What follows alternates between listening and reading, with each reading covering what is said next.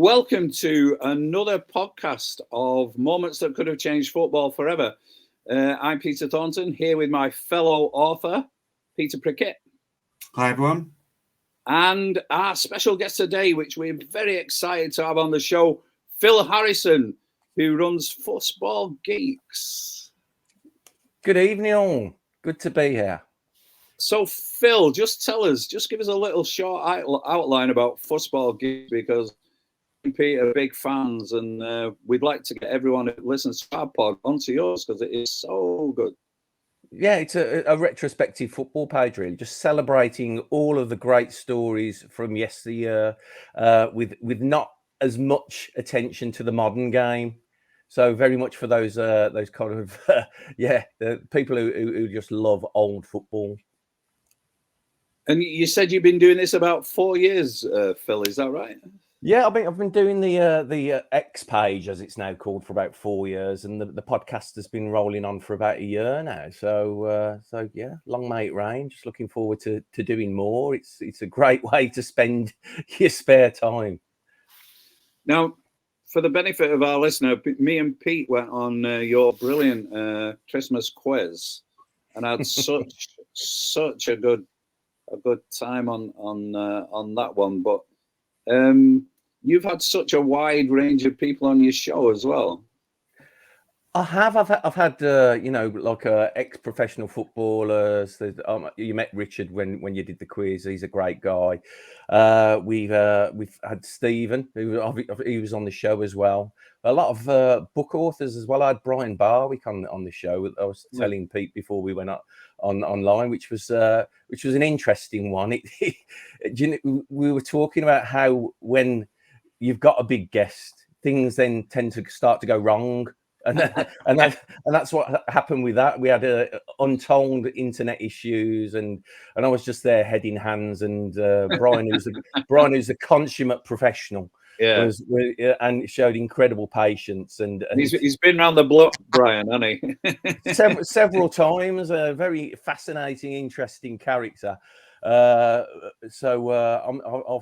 forever be in his debt for him being so nice about things, to be honest. But aside from that, everything's gone quite smoothly. So I'm happy. It's a great listen. It's brilliant. But today, Pete, we're going to talk about. Give us the intro, Pete, on the subject matter today, because it's a belter. So talking Champions League, and what if, as it was in the European Cup days, and indeed in the early Champions League days, what if the Champions League was actually just for champions? How might that have impacted football as we know it? I always think of all the chapters we have in our book, this probably has the most knock-ons, doesn't it? You know, if they hadn't have won it then, and they hadn't have been champions, they wouldn't have won this, and that dynasty wouldn't have been that. But there's some fascinating ones, isn't there? So it came in the late 90s. So the Champions League has been running for 3 or 4 years. And it should be noted, the first team that win it as not being domestic champions are Manchester United, in that famous treble that we never tire of talking of and never tire of listening to Manchester United fans talking about. And fair play to them. But also in that final, they faced Bayern Munich, who were going for a treble of their own, and also were there as a team who had not won their domestic league. So that season, if it was champions only, just that season alone creates a whole raft of different possibilities, which is what I explore in depth in the book. But that's just the first one. We've got almost 25 years worth of seasons now. We have, guys, and the amount of teams that didn't finish as champions is incredible. You mentioned the Man United 1998-99 Champions League win, and in the semi-final there was only one champion. one team that were actually champions of their domestic league, because Juventus weren't champions in Italy the year before, and it was only the team that we're going to cover tonight, wasn't it? It was Dynamo Kiev, who were the only champions of their domestic league, who were in that semi-final grouping. And it's funny, I'm sure, you know, all three of us have a real soft spot for that team, that Dynamo Kiev team.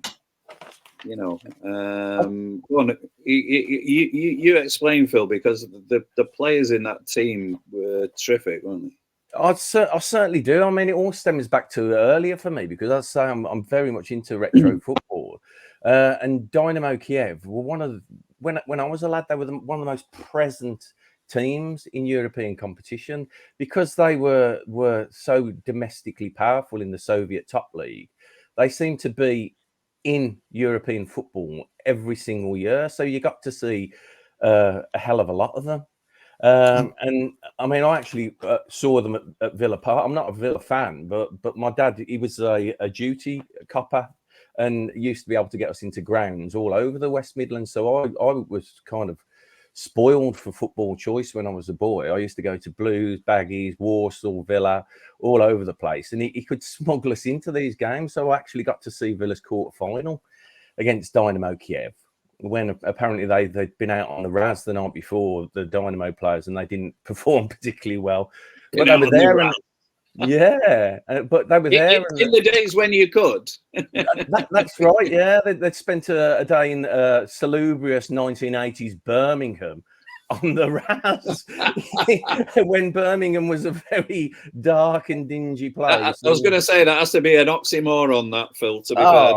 Oh, mate, the biggest ever. Yeah, the biggest ever. Yeah. So I actually saw them play. But all their best moments as a team were obviously they was when they were guided by Valery Lobanovsky, and I mean, he was at the club for 3 spells. I think the first one looked like he took over in 1973, I think, but he was what people refer to as the mathematician. He was more into kind of like statistics and the maths of football and the science of football, when that hadn't have been explored as much before. And he was into, you know, planning and conditioning, preparation, tactical planning, especially in an era where, you know, that wasn't even really a consideration. Yeah. So my takeout from when you saw that team as well was, or his teams were, it was like the athleticism. They all looked like athletes, you know. Like you didn't get them all different shapes. You know, you sort of did get different heights, but they all looked honed. You know, that was my sort of, when you saw them play, it was like, ooh, you know. Yeah. They were always like quite svelte and tall and good on the ball and in that kind of white kit as well. I know Stevie Scragg, in one of his books, he talks about kind of European teams that come to you that are dressed in white, and what an impact that has visually, and how dangerous they look.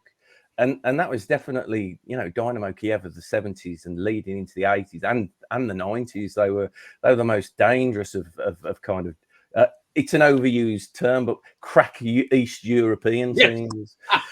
It seems to be the go-to maxim, doesn't it? Crack is the only adjective you can use in front of East European football team, isn't it? That's right. Yeah, there's nothing else you can use. Well, you went quite into that team in the book, Pete, didn't you? Yeah. Or one particular team.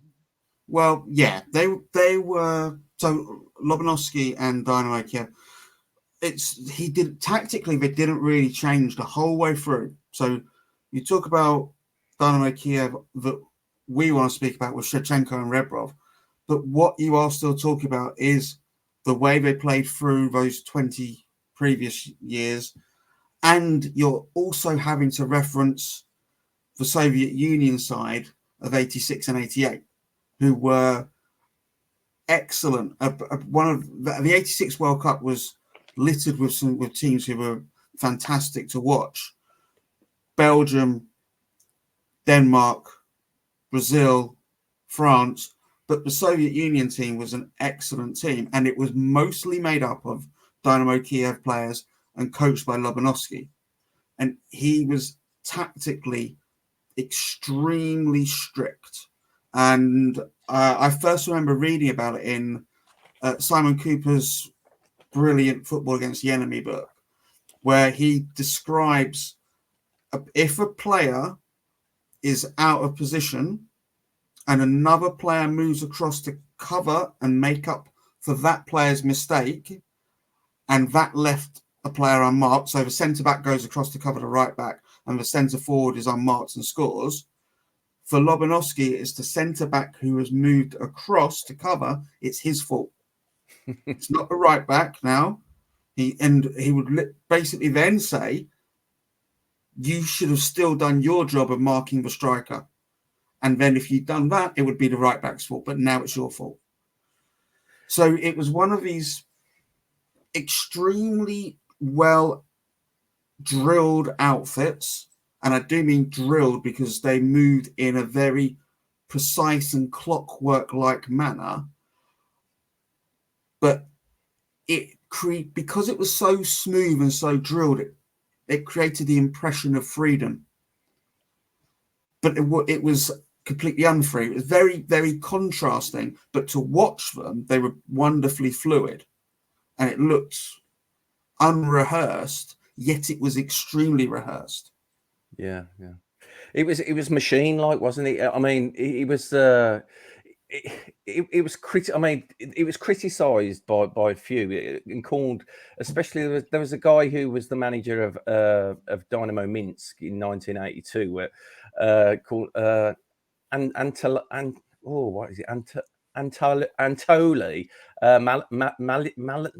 Malafiev. Anatoly Easy for Malafiev. you to say that, Phil. Yeah, I'm struggling with with the syllables there. But he called Dynamo Kiev's style of play computer football and spreadsheet football. That's what he called it. And it was and Lobanovsky was absolutely outraged and hated Malafiev for saying that.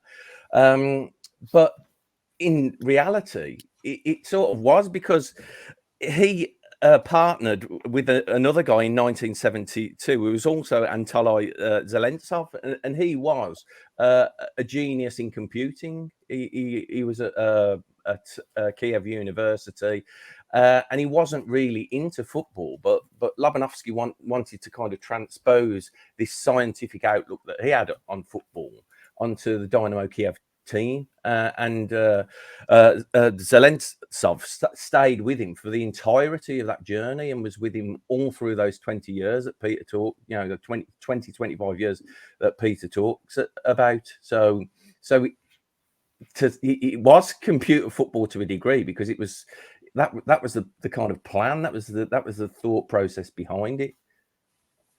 Yeah, and it seemed to destroy individualism, but you wouldn't know that from watching them play, which is what made it quite fascinating to me. Yeah, who knocked them out that year? Who knocked them out when was it Munich? It was Bayern in the semi, yeah, and it was very, very tight.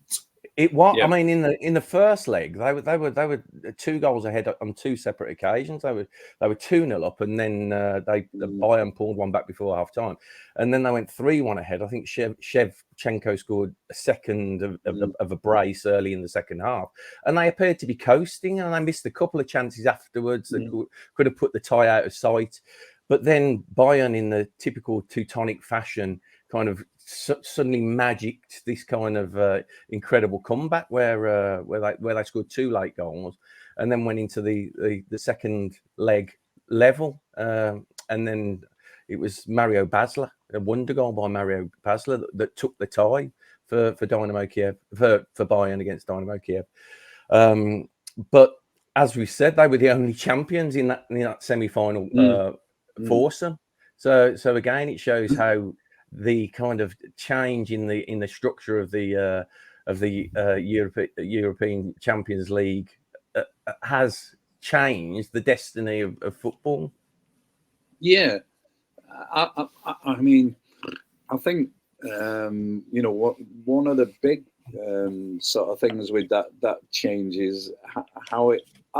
There's something in the book that Pete lifts, and the thing that always strikes me is the big teams, your Real Madrids and Manchester Uniteds, and Liverpool's, etc., etc., etc. But one of the outcomes from the book is that we reckon that United would probably have won more European Cups if it had just been for the champions only. That huge run they had of being champions of England, and yet they only won it twice. Whereas if you take out all those other big teams that got in it because they were second, third, and fourth, ironically, United would probably have finished up with more. Well, that's absolutely true, because if you look at the roster of teams that have won the Champions League that weren't actually champions, I was looking at it earlier today, and we alluded to it before we came on air, didn't we? Like Liverpool 2005, not champions. Milan in 2007, they weren't champions either. And there's a whole roster like Barcelona 2009, that fantastic team that beat Manchester United, again, not champions. I mean, it would have wiped out some of the most incredible, memorable moments in European Cup football. But the one that I particularly drew attention to was that Real in 2016, they weren't champions, and they went on to win 3 successive European Cups after that. And in a normal set of circumstances, like the old format of the European Cup, they wouldn't have even been in the European Cup. I love that title someone gave her, the Champions League specialists. Yeah, that's it. Yeah, because they couldn't win they couldn't nail down a domestic title, right. but they won everything when it came to playing in Europe. So I find that it's like a fascinating thing, in it, Pete, where they're so good at, they have such a history in the in the Champions League or the European Cup, that they know what to do in that competition, but don't know how to win a league. Is like mad, isn't it? How can you know? Oh, we know what to do. It's a European Cup semi-final. Yeah, what we do is this. Whereas, we're in the last month of the season. How do we win the league? It just seems nonsense, doesn't it? Yeah. I think it's the term aura applies. It's like Anfield, right? As much as it gets bigged up and all the time and so on, but Anfield at 12:30 on a Saturday morning is not the same as Anfield at 8:00 on Wednesday night in the Champions League. It's just not the same. There's a different aura to it. And Real Madrid, I think in the Champions League, there's a different aura to them. It's like you are, and I always think of the Pinstripes quote from Catch Me If You Can. Why do the Yankees always win the World Series? Because they're staring at the Pinstripes. And I think it's the same thing with Real Madrid. Yep. Why do they always win the Champions League? Because the other team are staring at those brilliant white shirts, rather than playing the team on the pitch. I still think, even now with Manchester United, when they approach the Champions League, they do it like they expect to win. Even now, even though they're not very good, when you see them walk out, it's like, we're Manchester United. Whereas I don't personally, and I'll probably get crucified for this, but I don't think City have that yet. They walk out and go, listen, we are who we are. Whereas I think those, Liverpool have it, Real Madrid obviously have it, and I think United have it. They go out and they go, right, this is us, this is what we do. Yeah. AC Milan would be another one who definitely have it. Yeah.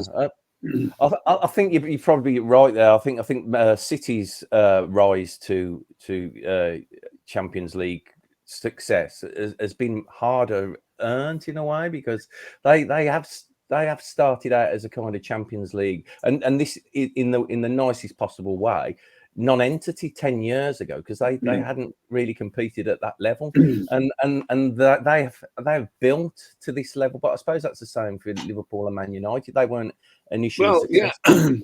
It's one of the things I always said with City. We don't want to wander off too far, but one of the things I always said with City was, right, I think the first 4 or 5 times we were in it, we drew Bayern Munich or Barcelona 4 out of the 5 times, and it was a real step to get out of the group. We seem to be in the group of, we had like Napoli and people like that in, they were always like dangerous. And the first time we got out of the group was the biggest step, even bigger than winning it. It was like, oh, right, here we are now. We got half a chance, It's the era of coefficients, isn't it? Whereas if you go back to, those early days when we talk about where Real Madrid, Liverpool, Manchester United got to establish themselves, it was a random draw. Yeah. Hence, Nottingham Forest knocking Liverpool out in the first round. When Liverpool would never happen again, ever. No. There were others, weren't there? There was Real Madrid and Napoli in the first round. Just ridiculous contests that should have been the final. That was a precursor to it becoming a league, because they clearly sat down and went, we don't want the best 2 teams going out. Yeah, I think to an extent when we talk about Real Madrid, so we say they can't pin down a La Liga title, but they were winning the European Champions League. It has to be something to do with the fiscal gifts that the Champions League gives that club as well, to a degree. Yeah. There has to be some kind of credence given to the fact that it's a money game, and that's why Real Madrid feel that necessity to succeed. Yeah. I mean, I think it's really interesting if you look at what if it was still for the champions. How would UEFA make that work for the teams that were in it? I think we're so used to the format that it's in at the moment that it wouldn't be workable, would it? Because you'd only have 32 teams. Well, maybe how many European countries are there now? You'd still be more than there was in 1968. Yeah, definitely. Yeah, it used to be 32, didn't it? But say if you'd kind of whittled out the chaff and then got yourself to 32 teams, how would you format that kind of competition? Well, you could use the format that's coming in next year with the league, but you don't play everybody. You play 8 different teams. You could use that format and you'd still get enough games out of it. I think one of the interesting things I thought about, when you do walk around the park with the dogs and think, what if they did and what if they was? But it is, I think the interesting dynamic would be if they made it for the champions. So all the other clubs go into. So I know we have like the Conference League, UEFA Conference League, and the other thing that they have. If they made like the UEFA Cup for everyone that finished second and third, that'd be really strong then.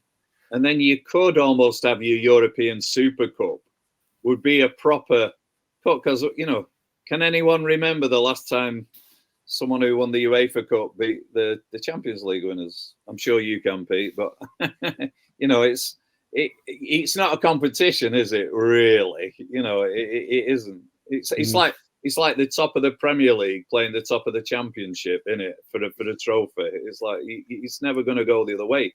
Whereas you could give it that credibility, I think, if they kept the Champions League for the champions only. And I'm not everybody sure else. how necessary the Super Cup is as a general competition. The showpiece, it is, and like you say, it's less of a showpiece because the UEFA Cup doesn't have the prestige that it once did. No. It was the most difficult tournament. I mean, even in the era of the European Cup, it was the most difficult one to win because you had a pedigree of teams that had finished a small distance behind the champions, and they were battling it out in some incredible kind of like fixtures. And I just think that it was harder to win than the European Cup, and there were more rounds to it as well. Yeah, so that was you get. You get your first round, second round, quarterfinal, semi-final, final for the European Cup, and then you get about 6 rounds for the UEFA Cup. So it was a longer path as well. But as you say, it's not the same anymore, is it? Because you get No. people who win the Europa League, which Peter quite tellingly referred to as the other thing. Yeah, that's right. I mean, I think we're all around on the table that you like the purity of the champions being in the Champions League, but similarly, I'm never for the champions of Malta getting murdered 15-0 by the champions of Spain. Doesn't give the game any credibility. It used to happen all the time, though. Those first rounds, so many clubs have got their record wins in those early rounds of these competitions against Valletta. yeah. 11-0 against Dundalk with 9 or 10 different scorers and all that sort of thing. I remember like Ammonia Nicosia from Cyprus. They hold the record for the three of the. I think they're the only team in Europe to have lost in the European Cup, conceding 10 goals in a game, and they've done it on 3 occasions. So they're really proud of it as well. They are. It's something that I kind of great. We're the only team to have done that. Great, roll on the 4th. Yeah, I mean, I think that's the thing when everyone, we would like there to be a certain purity about the best club cup competition in the world. But what do you replace it with if you don't have it how it is always the $64,000 question, isn't it? I think the issue with it isn't these early rounds, because I think every competition has issues with the early rounds, apart from maybe the FA Cup, because we big it up and we have the magic and we do get the shocks. The Champions League in almost every format you can think of has issues in the early rounds. The World Cup has issues in the early rounds. It's really hard, but it's the final stages. And I think the thing that's happened, if you just have a look at the list of Champions League winners versus the list of European Cup winners, it's a very elite club. And by elite, I mean, you look at those names of teams that have won it under the Champions League umbrella, they're all teams who you think were going to a European Super League. The only one maybe not is Porto. Marseille kind of fall outside that bracket, but there's also a case that a strong Marseille would get into a Super League. But you look at just before that, and you have Red Star Belgrade and Steaua Bucharest winning it. PSV, I think Porto win it in that era as well. Yeah. All of those were considered shocks, but they were around the great Milan team. There's a little bit of me that wonders, was the move to the Champions League format a reaction to these European clubs going, hold on, we can't have Steaua Bucharest winning this competition. We can't have Red Star Belgrade winning this competition. This is ours. We should be winning it. Let's do what we can to stop them from winning it. And I don't envisage. Can you imagine a team from Romania going and winning the Champions League now? No. What if Brian Clough had managed England? What if Ronaldo and Messi had played together? What if Pep Guardiola managed in League 2? These are just some of the things discussed in a brand new book, Moments That Could Have Changed Football Forever. Every what-if moment in the book has been chosen to spark debate. Buy your copy now online at Amazon or Waterstones.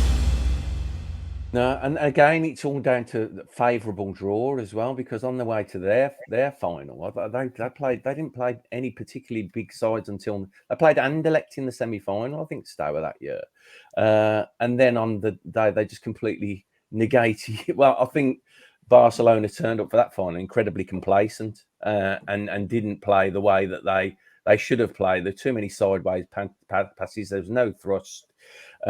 And they just got bogged down against a Steaua team who had very limited aspirations. But yeah, it was down to the favourable draw. And as you say, Pete, I mean, that favourable draw has been eradicated now. and now you have to play your way through more difficult teams to get to the kind of acme of European football. So in a way, it is fairer, but it takes a little bit away from the fun. I think there's been a sort of sea change as well in the fans. You know, we obviously been talking before we came onto the show about how we loved it. You know, watching these teams from the Eastern Bloc that you never saw. You know, here they are. Wow, look at this. Whereas I genuinely think the fans of today want to see, you know, Real Madrid and Bayern Munich and all that again and again and again, because that is, you know, for the worst word in the world, that is the brand, isn't it? That's the here we are, this is it.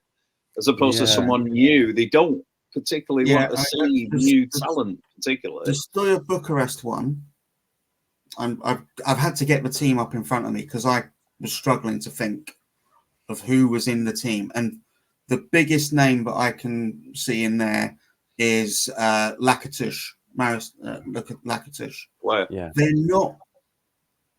not particularly players who went on to do great things. They weren't players who you'd have seen at the time and gone, oh, I really want to see that guy play. It's in complete contrast to Red Star. Red Star in 91 dripping with players who went on, like Jugovic, Prozanecki, Mihailovic, Panchev, Savicevic. Yeah. You know, these were players who were, when they moved to massive European clubs and were big stars. That team from 86 with Stoya, it's incredible that they won it, but favourable draw helped them. And you just couldn't imagine a team of people who you didn't really know at all going and doing something like that. Again, the only thing that's close, I suppose, is what the special one did with Porto. But even those players were people who went on to do things after. And there were a few players who were well known in that team anyway. Yeah. I'm really glad the conversation's coming out of this, because one of the points I wanted to make earlier, I'll ask you guys, you know, you've got the two, Medved and Shevchenko, and when Tottenham signed Medved, I was like, surely you signed the other one. Oh, yeah. Yeah, it was. I mean, that Kiev team. It was tragic the way that they fell apart. And I mean, question has been pondered: if they'd have become European champions, would there been a kind of spill of Ukrainian gas oligarch money into the club that may have kept them at the Abramovich takes over Dynamo Kiev would be brilliant, wouldn't it? Yeah, well, I mean, being labelled European champions is a great stimulus for kind of outside investment, isn't it? Really. So what would have happened had they won that European Cup? And they weren't far off, to be fair. They weren't far off. But I suspect that might have reshaped the history of European football to a degree as well. Well, they were and we'll mention it again because we've already said they were a brilliant team. A couple of seasons later, they went to the new camp, and Shevchenko gets a hat trick and they destroy Barcelona. Yeah. So there's every chance that in a different era where the Champions League was just for champions, they could have done something akin to Ajax and won 2 or 3 in a row. Yep. Because that forward line and the quality of coaching and the quality of players, they could have held them together for a few seasons, 1, 2 or 3, and maybe in the third season they start to break up, which is what happened to Ajax. But it's been a very different legacy for European football to have an Eastern European club being dominant, because it's never happened. No, and it very likely never will. No, we've never had an Eastern European superpower. I mean, it's quite telling that after that 1998-99 campaign, they lost Oleg Luzhnetsky to Arsenal immediately. Shevchenko went to AC Milan. There were a couple of Kaladze, who played for him as well. Milan, He went to Milan as well. So they lost, three exceptionally talented players at the end of that season. And they still, the next season, they pushed hard in the Champions League. They got to the second group stage and only went out on goal difference to Bayern Munich. So that, again, they could have been in the quarterfinal. So they still had the structure of that team. But as time went on, those players just kept, it was, as the Soviet Union fell apart, those players were on their way to different places. But have you read the other book by Simon Cooper, Phil, the Soccernomics book? I haven't read Soccernomics now. Yes. It's one that's on my list, definitely. It's only because he sort of covers that, that the Western economy and its impact and all that sort of thing. And he until recently, I think Chelsea, it was one of his big things was it is the, you look at the major cities, but it was like the capitals hadn't really won the European Cup or the Champions League.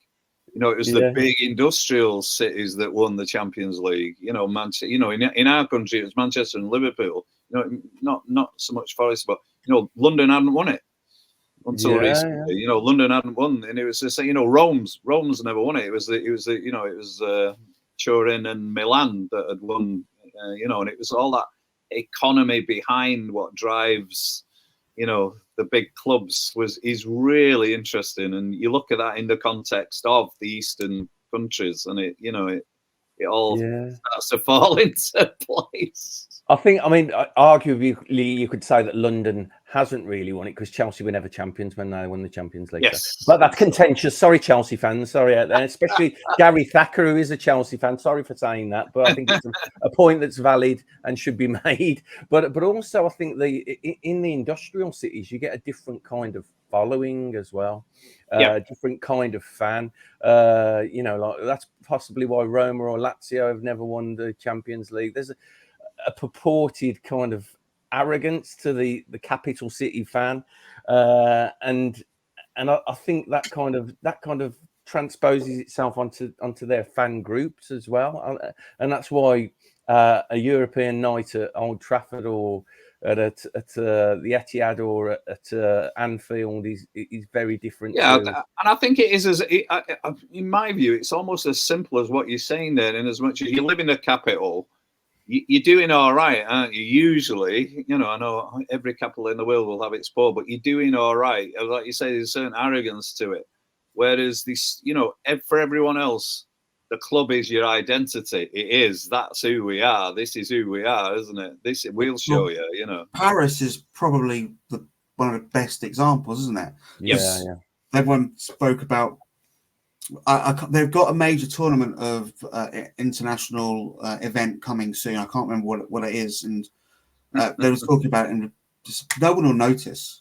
No one, the Parisians will not notice. Nope. When the World Cup was on, they were absolutely lukewarm to it until the final stages.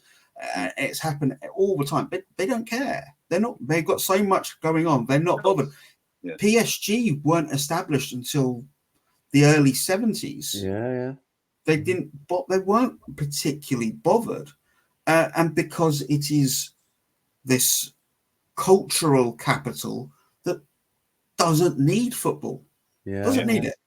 Unfortunately, for places like Newcastle, Sunderland, and Middlesbrough, they need the football. They need football to give them their reason for being. Yeah, it's football. Whatever people think of those cities. And however they develop. Well, I love it when we play like the Germans or like the Polish. Like that's where the city thing comes from. The thing, and that their fans when they the German fans always march from the centre of Manchester to the ground. Bawling and shouting all the way there. And they're there, and that. You get that sense of identity that they are Schalke, they are Dortmund. This is us, lads. That you don't tend to get around the world here. But that's right, mate. It's football as a way of life rather than a distraction, isn't it? And I think that's what you could say about capital city clubs, that it's football as a distraction, perhaps. It is.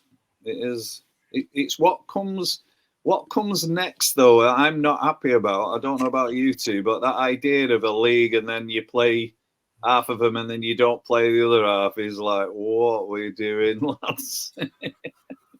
I think it's got the potential to be a little bit more interesting, because once everyone gets used to it and they're going, but we didn't play them, how's it fair, sort of thing. But you've mentioned before, Pete, you think you've seen City play Shakhtar more than you've seen City play Fulham. Yeah. But it should avoid some of that, because you'll only play them once during the league stage. You won't be playing them twice. So even if you draw them 2 years in a row, you're playing twice instead of 4 times. Or yeah, I think Liverpool must have played Napoli 6 times in the group stages. City must have played Shakhtar 8 times, and yeah, so you try and avoid some of that. Fairness, well, in some respects, at the top of football, what's fairness got to do with it anymore? No, that's right. I mean, I loved it last year when we did win it, because we never lost. Apart from we were champions, we never lost on the way. And you think, that's how you'd want to win it. Where I would bet someone will work out that you could probably win the Champions League and lose about 5 games on this format, couldn't you? Oh, you absolutely can. Absolutely. But that was, I always thought that was one of the beauties of two-legged ties, though, because you don't have to win the game to get through. So you get a lot of game management, and what the Italians were incredible at. Like, okay, we need, as long as we're 2-0 up, as long as we don't lose this game by 2 goals, we're fine. They just sit there. There you go. Play it out. We're through. Yeah. Horrible to watch, but brilliant game management. So, again, why these formats move, give people the game that they want to see. They want to see entertaining, exciting games. So by eliminating some of this, you get that. Of course, we saw exactly how entertaining, exciting the Champions League can be when it was a one-shot knockout during those COVID days. That was absolutely brilliant, exciting, edge of the seat stuff. But that was far too exciting for the accountants of the clubs. So I don't think, although the fans loved it, I don't think we'll see it again. No. Too uncertain, isn't it? Yeah. I mean, one of my biggest worries is, as a fan, is the dead rubbers. How are they going to avoid dead rubbers in that format? I don't. What I would say though, and Peter alluded to it earlier, the roster of recycled games that become so mundane because you're playing the same teams over and over again. But also, it gets to a point where you're watching Milan v Liverpool, and even that's becoming mundane because of the irregularity that they play each other. And rather than kind of the new format creating this buzz of excitement, it's taking it away. Yeah, that's my worry. Yeah, and dead rubbers will always they'll always be there to an extent, won't they? I spent years in junior football trying to eradicate teams that played all year, and the kids that weren't particularly good but didn't have anything to play for. If you finish 8th in the year in the league every year and get knocked out of the cup second round, what are we doing? How do you create some excitement for those kids? And we tried also, we're quite successful with it. Sort of a 2-tier cup competition, and we had split the season into 3 parts. So there was promotion and relegation twice. So they were going up or they were going down, and all that sort of thing to just create interest. Like you say, if we're playing Shakhtar Donetsk for the 27th time for 8th place, is like, don't know as I'm spending 120 quid to go and watch that. Is the worry.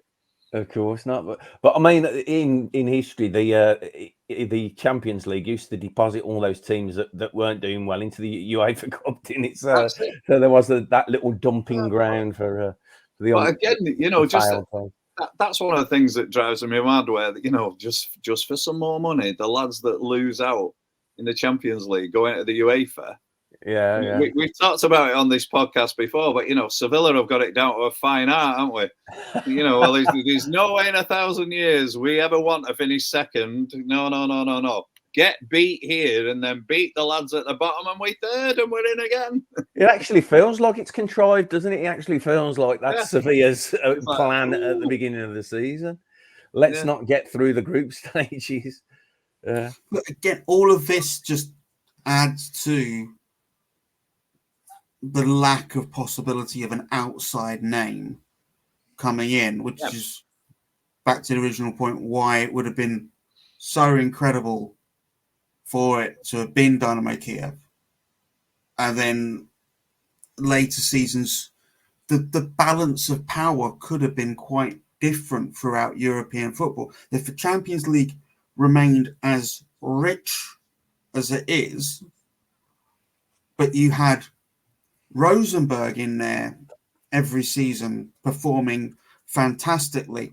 It was great for them domestically, Rosenborg, because they were able to cream off the best players. But eventually, the Champions League money got to a point where it wasn't just you could dominate your domestic league with the finances.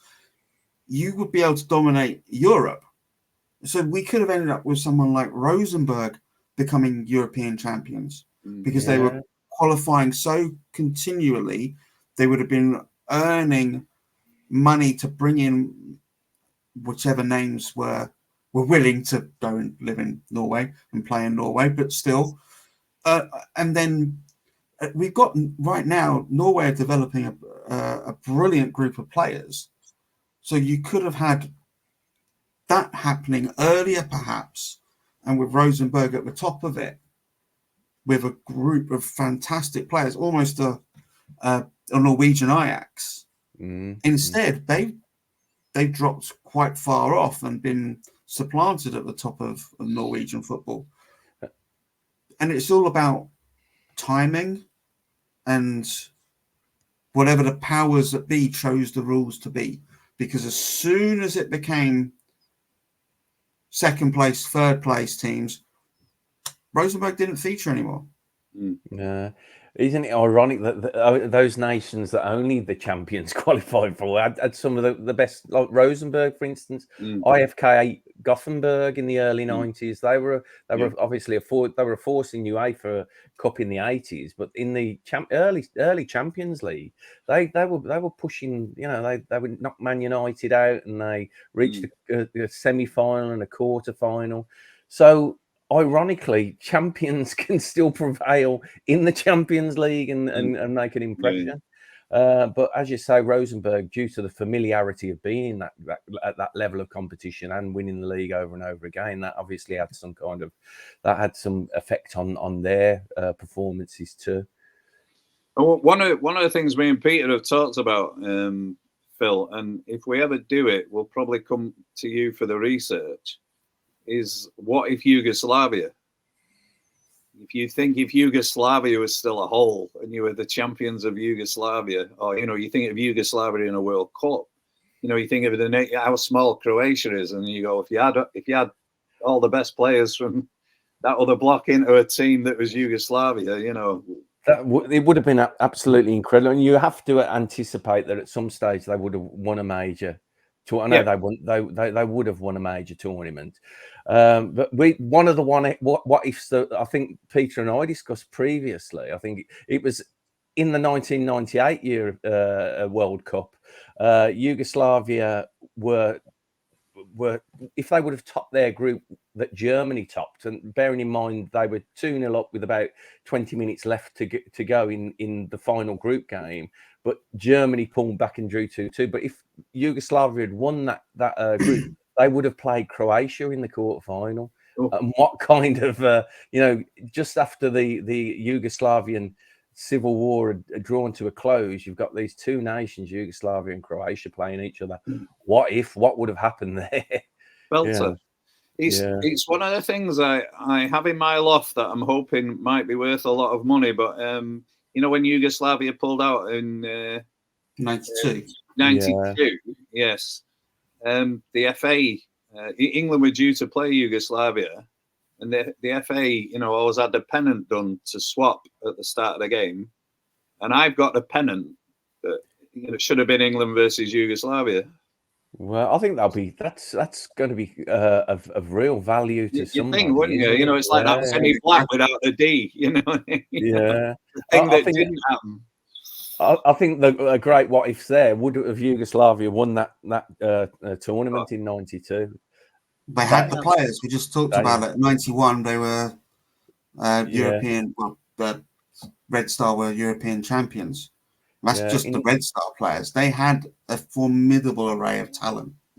Formidable. And 1990, if they would have got through that quarter final against Argentina, which they lost narrowly after having a man sent off in the first 30 minutes, went to extra time, and they lost narrowly on penalties. I always go back to '68. You know, England were the world champions, and Yugoslavia beat them in the semi-finals of the European Championships. No ifs, no buts, no. There's no reason to think England didn't play well, and Yugoslavia beat them. From what I recall, from what little I've read and seen, Yugoslavia absolutely battered England. Yeah, absolutely. Especially, I think, was it 3-1? Yeah, it was what. I think it was one. It was Dragan Dajic who scored the winner. I think you might be thinking of like when Germany beat England at Wembley in the European. The game in I think it was in Italy, the semi-final. Yeah, and they did batter. They did. It was 1-0. I can remember as a kid listening to it on the radio, and it was like, ooh. they were getting hammered, but it was a 1-0 hammering. But it was the first time that an England player had ever been sent off in an international as well. And can you name the player, guys? That's the question. Going Alan Mullery. Yay! It was Alan Mullery. Classic question of sport quiz question. That one. I should have popped that in the Christmas quiz, shouldn't I? Really, but yeah. Well, I've got to tell you, it was really funny what you were saying before, because I used to always think if I was going on Mastermind, my specialist subject would be, FA Cup finals, 1945 to 2000. The minute it goes past 2000, I have to really think, who, the sequence of who won it. It sort of goes out of me. Whereas I can remember, his 60s, 70s, like that. And I guess that's how you grow up, isn't it? Watching your football. You're all a product of your own timescape, aren't you? It's like I think that Steve Scraggs said, "Who was the Doctor Who when you were 10 years old?" And that's the Doctor Who that you'll like the best for the rest of your life. Yes.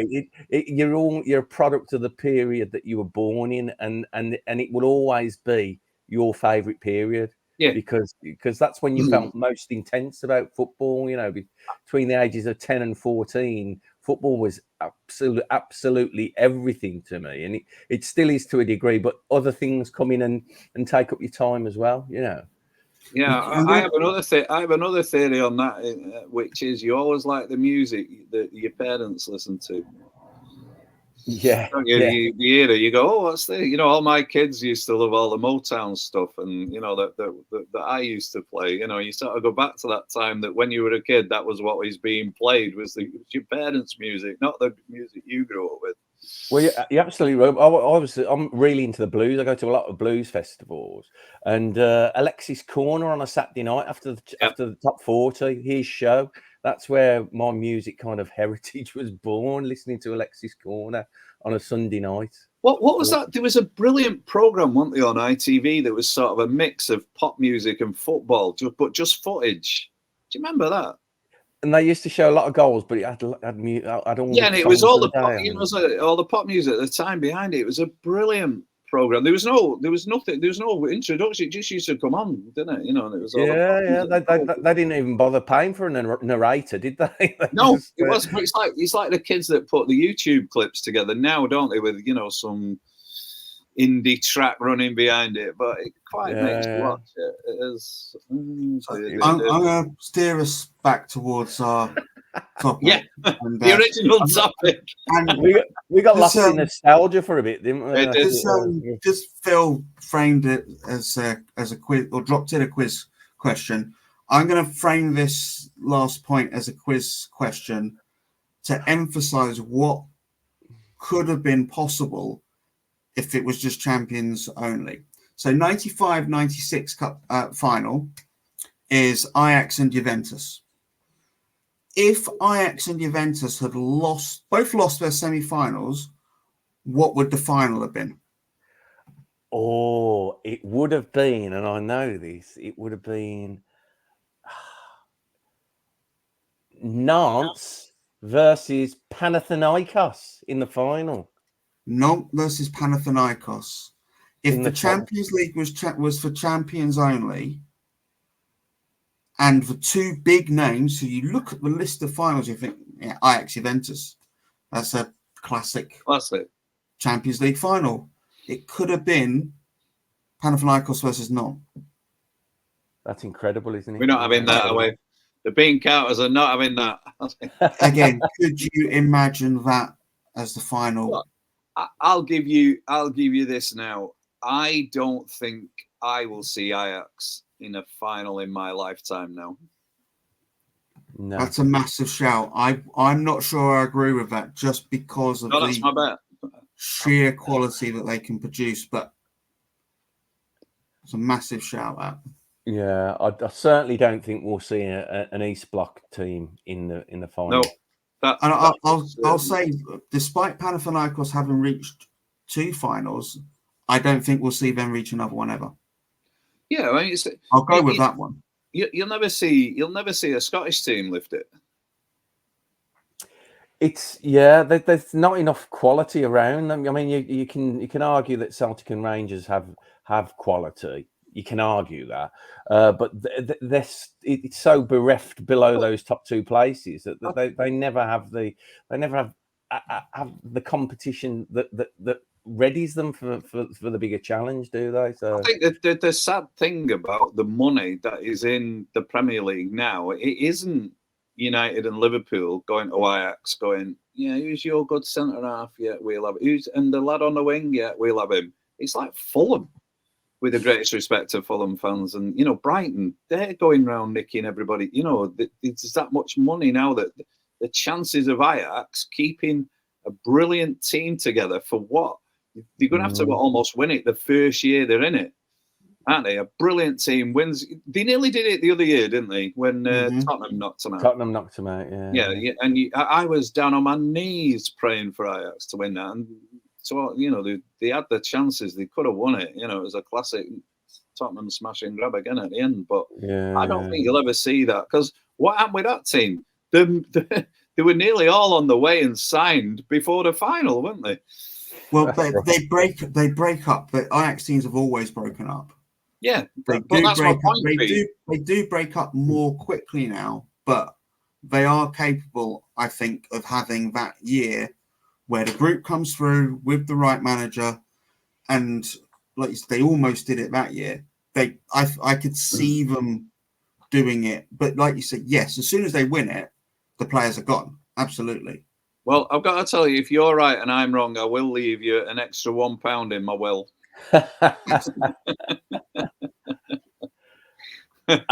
Shall I be executor of this bet? Yes, if it happens, I'll make sure that everything gets done above board. Brilliant. Is that where we finish this one? It's been great. Yeah, that's a fantastic point. Let's finish it there. It's been absolutely brilliant, Phil, to have you on the show. It's been such fun, guys. I love talking to you, and hopefully we'll do it again in the near future. Let's hope so. Thanks for coming on, Phil. You're more than welcome. Take it easy, boys. Cheers, Phil. What if the Munich air crash had never happened?